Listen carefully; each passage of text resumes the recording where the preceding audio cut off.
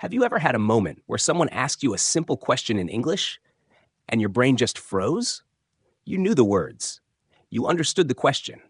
But when it was your turn to speak, nothing came out. Or maybe you did say something, but it didn't sound the way you wanted it to. You felt awkward, unnatural. And then you told yourself, I need to improve my English speaking. If that's you, I've got good news. You don't need to memorize 1,000 words. You don't need to sound like a native, and you definitely don't need to be perfect. You just need the right method to speak English fluently about almost anything. And in this video, I'll show you how. Let's go. Part 1. Fluency is not about big words. Let's get one thing clear. Fluency is not about using fancy vocabulary. It's not about long sentences or sounding like you're giving a TED Talk. Fluency simply means you speak smoothly, you speak clearly, and people understand you without effort. That's it. Think of a fluent speaker like someone walking on a road. They're not running. They're not jumping. They're just walking at a natural, steady pace and not falling over every 5 steps. That's how your English should feel. Natural, comfortable, easy to follow. So stop worrying about sounding advanced. Focus instead on being clear and confident. Part 2. Use what you already know. Here's a common mistake. People always try to learn more words, more grammar, more expressions, but they forget to use the ones they already know. Imagine you have a toolbox full of useful tools, but instead of using them, you keep buying more tools and never building anything. Crazy, right? So here's the trick. Practice using simple English to talk about everyday topics. Let's say someone asks you, "What do you think about traveling alone?" Instead of freezing, try this. "I think traveling alone is great. You learn a lot about yourself, you make your own choices, and you become more confident." Look at that. Nothing complicated, just clear, complete thoughts using basic words. You don't need to say, "Traveling solo is an enlightening journey of self-discovery." Sure, that sounds nice, but did it feel natural? Probably not. Speak like a real person. Speak like you. Part 3, practice speaking, even when you're alone. Okay, now you might be thinking, but I have no one to practice with. Good news, you don't need a speaking partner to get fluent. Here are 3 powerful ways to practice speaking, even if you're all alone. 1. Speak out loud to yourself. Yup, just talk to yourself. Sounds weird? Maybe, but it works. Describe what you're doing. "I'm making coffee. It smells good. I need this to wake up." Or tell a story to yourself.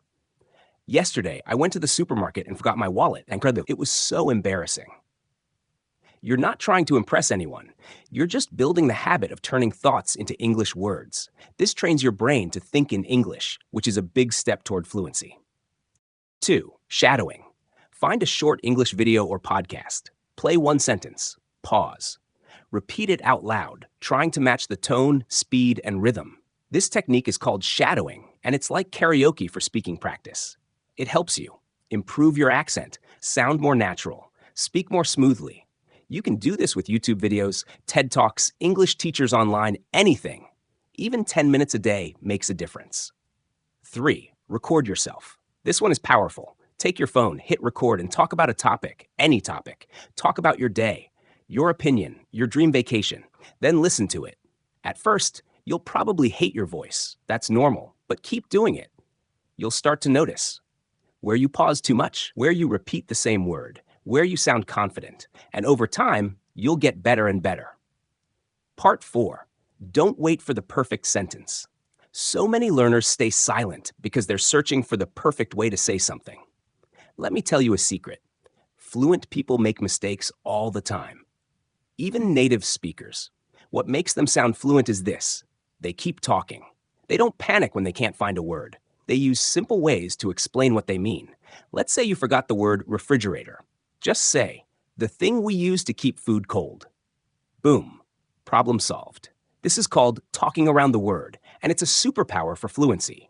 Don't let missing one word stop you from saying the whole sentence. Your goal is communication, not perfection. Part 5. Use frameworks for any topic. Now you're probably wondering, how do I talk about any topic? Here's a trick. Use simple frameworks. A framework is like a basic structure that helps you organize your thoughts quickly.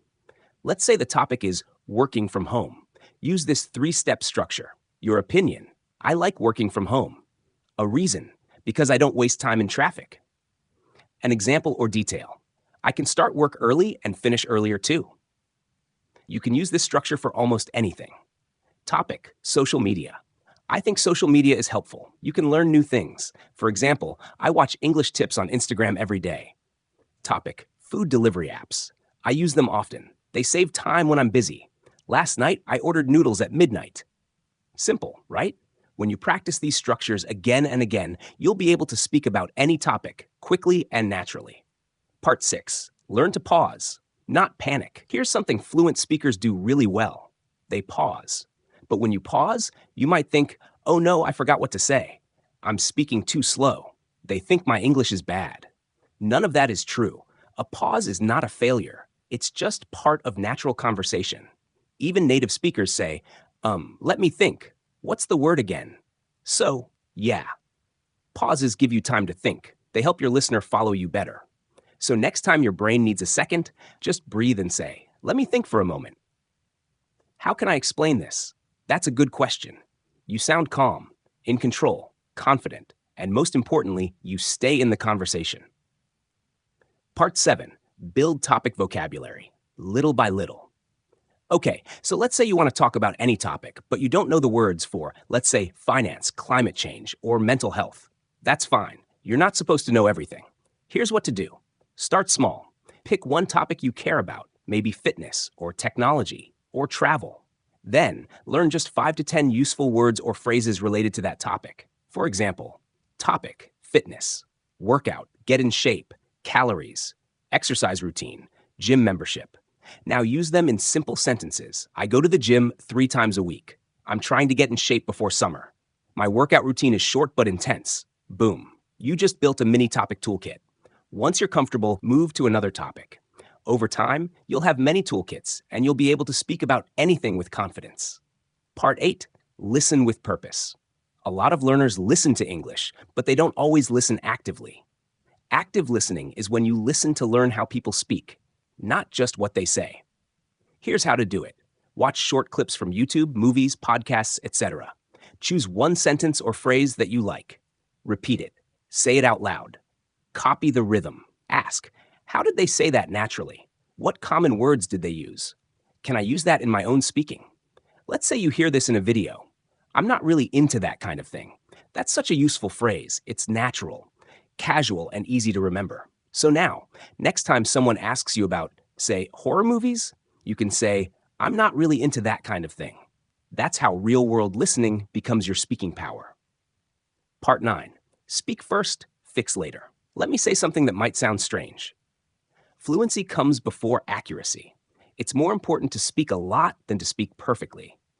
Think of children. When they learn a language, they make mistakes all the time. But do they stop speaking? Nope. They just keep going, and they get better naturally. You should do the same. Don't stop mid-sentence to fix your grammar. Don't pause to double-check every word in your head. Speak first. Let the words come out.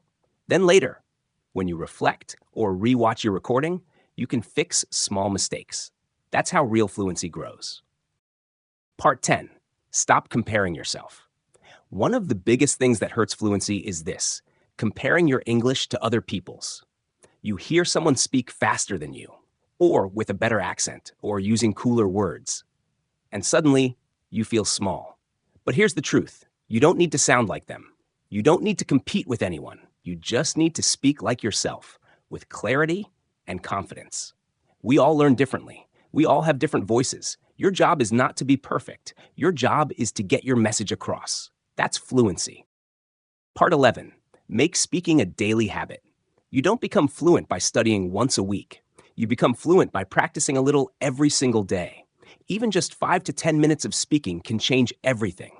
Here's a simple daily routine you can follow.